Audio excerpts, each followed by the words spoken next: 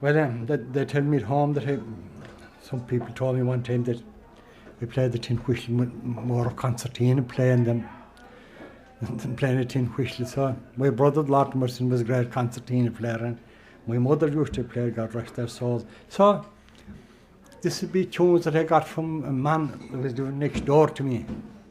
He used to play like this, some lovely way of playing a reel called the Mason's Apron, and another old reel. It is different. I don't know what name is in this other reel. It is more of concertina style of playing.